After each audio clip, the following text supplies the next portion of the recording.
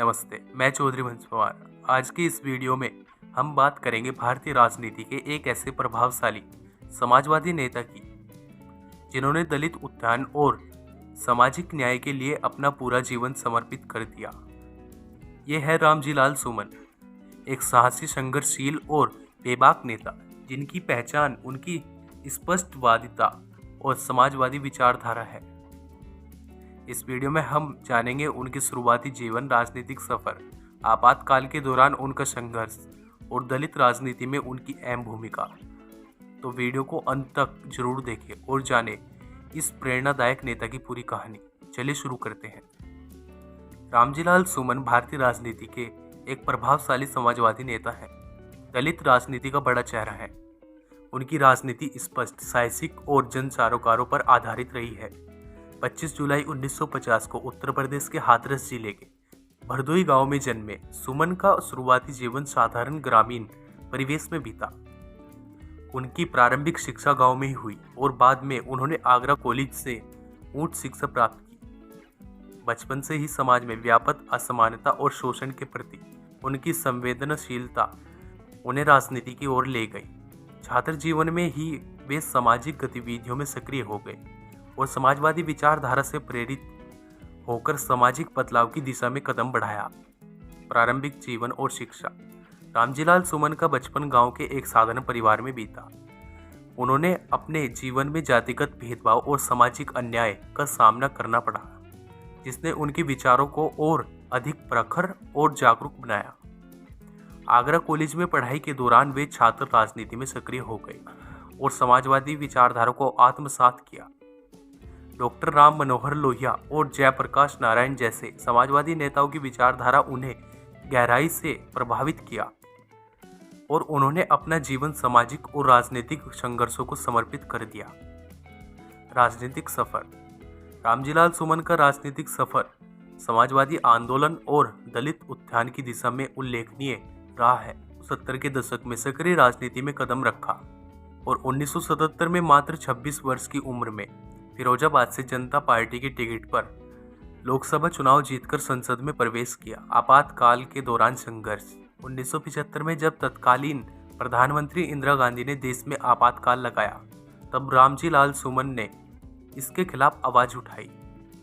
इसके दौरान उन्हें जेल में भी जाना पड़ा। आपातकाल के विरोध में उन्होंने जन आंदोलन में सक्रिय भूमिका निभाई, जिससे उनकी पहचान एक साहसी और संघर्षशील नेता के रूप में बनी।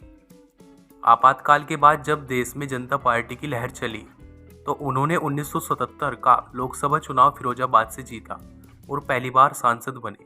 महत्वपूर्ण पद और जिम्मेदारियां। रामजी लाल सुमन ने अपने राजनीतिक जीवन में कई महत्वपूर्ण पदों पर कार्य किया और संसद में जनहित के मुद्दों को उठाने में अग्रणी भूमिका निभाई। 1989 में उन्होंने फिरोजाबाद से दूसरी बार लोकसभा चुनाव जीता और संसद में अपनी उपस्थिति दर्ज कराई।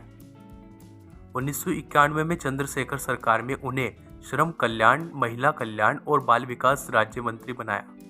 इस दौरान उन्होंने श्रमिकों और वंचित वर्गों के अधिकारों के लिए महत्वपूर्ण कार्य किए। 1999 से लेकर 2009 तक रामजी लाल सुमन ने समाजवादी पार्टी के टिकट पर फिरोजाबाद से लगातार 2 बार लोकसभा का चुनाव जीते। इस दौरान उन्होंने अपने क्षेत्र में विकास कार्यों को गति दी और सामाजिक न्याय की लड़ाई को मजबूत किया। 2024 वे राज्यसभा सांसद बने और समाजवादी पार्टी के राष्ट्रीय महासचिव की भूमिका निभा रहे हैं। इस पद पर रहते हुए उन्होंने पार्टी संगठन को मजबूत करने और पिछड़ा दलित अल्पसंख्यक पीडीए गठजोड़ को बढ़ावा देने में महत्वपूर्ण योगदान दिया। दलित राजनीति में अहम भूमिका। रामजी लाल सुमन की राजनीति का मुख्य केंद्र दलित उत्थान और सामाजिक न्याय रहा है। उन्हें अखिलेश यादव की पिछड़ा दलित अल्पसंख्यक पीढ़ी राजनीति का एक प्रमुख चेहरा माना जाता है। उनकी पकड़ आगरा, अलीगढ़, हाथरस और फिरोजाबाद जैसे एससी बहुल क्षेत्रों में मजबूत है। सामाजिक न्याय की लड़ाई। सुमन ने दलितों, पिछड़ों और वंचित तबकों के हक के लिए लगातार संघर्ष किया। उन्होंने संसद और अपने क्षेत्र में दलित समुदाय के अधिकारों, शिक्षा, रोजगार और सम्मान की लड़ाई लड़ी। उनका मानना है कि समाज में सच्ची समानता तब आएगी जब सभी वर्गों को बराबरी का अवसर मिलेगा। क्षेत्रीय प्रभाव। रामजीलाल सुमन की राजनीति का प्रभाव उनके क्षेत्र में स्पष्ट रूप से देखा जा सकता है। आगरा, अलीगढ़, हाथरस और फिरोजाबाद जैसे क्षेत्र में दलित वोट बैंक पर उनकी गहरी पकड़ है। इन क्षेत्रों में उनके नेतृत्व में समाजवादी पार्टी ने कई चुनाव में सफलता हासिल की है। बेबाक और स्पष्टवादी नेता रामजीलाल सुमन अपनी बेबाकी और स्पष्टवादिता के लिए भी जाने जाते हैं। वे अक्सर जनसभाओं और संसद में बिना किसी संकोच के अपनी बात रखते हैं। उनकी यही विशेषता उन्हें जनता के बीच लोकप्रिय बनाती है। वे समाजवादी मूल्यों और संविधान के आदर्शों की रक्षा के लिए हमेशा तत्पर रहते हैं। विवाद और राजनीतिक प्रभाव अपने स्पष्ट विचारों के कारण रामजीलाल सुमन कई बार विवादों में भी रहे। हालांकि उन्होंने कभी भी अपने विचारों से समझौता नहीं किया और अपने सिद्धांतों पर अडिग रहे। उनके विवादित बयानों ने राजनीतिक बहसों को जन्म दिया, लेकिन उन्होंने हमेशा अपने विचारों को ऐतिहासिक तथ्यों और समाजवादी दृष्टिकोण से प्रस्तुत किया। राजनीतिक संदेश और असर रामजीलाल सुमन की राजनीति हमेशा से ही स्पष्ट, साहसिक और समाजवादी रही है। उन्होंने दलित समुदायों के सशक्तिकरण और समाजवाद की विचारधारा को आगे बढ़ाने में अपनी अहम भूमिका निभाई है। उनकी राजनीति का असर न केवल उनके क्षेत्र में बल्कि पूरे उत्तर प्रदेश और राष्ट्रीय स्तर पर भी देखा जा सकता है। संगठन को मजबूती राष्ट्रीय महासचिव के रूप में रामजीलाल सुमन ने समाजवादी पार्टी को संगठनात्मक स्तर पर मजबूत करने का कार्य किया। उन्होंने पार्टी कार्यकर्ताओं को जोड़ने, दलित पिछड़ा गठजोड़ को मजबूत करने और सामाजिक न्याय के एजेंडे को आगे बढ़ाने में महत्वपूर्ण भूमिका निभाई। युवा पीढ़ी के लिए प्रेरणा रामजीलाल सुमन का संघर्ष में राजनीतिक सफर आज की युवा पीढ़ी के लिए प्रेरणा स्रोत है। उन्होंने अपने जीवन से यह संदेश दिया कि सच्चे नेतृत्व की पहचान जनता की सेवा, सामाजिक न्याय और संघर्ष में निहित है। निष्कर्ष रामजीलाल सुमन एक ऐसे नेता हैं जो न केवल दलित राजनीति में अपनी सशक्त भूमिका निभाते आए हैं, बल्कि अपने स्पष्ट विचारों और राजनीतिक सक्रियता के कारण हमेशा सुर्खियों में रहते हैं।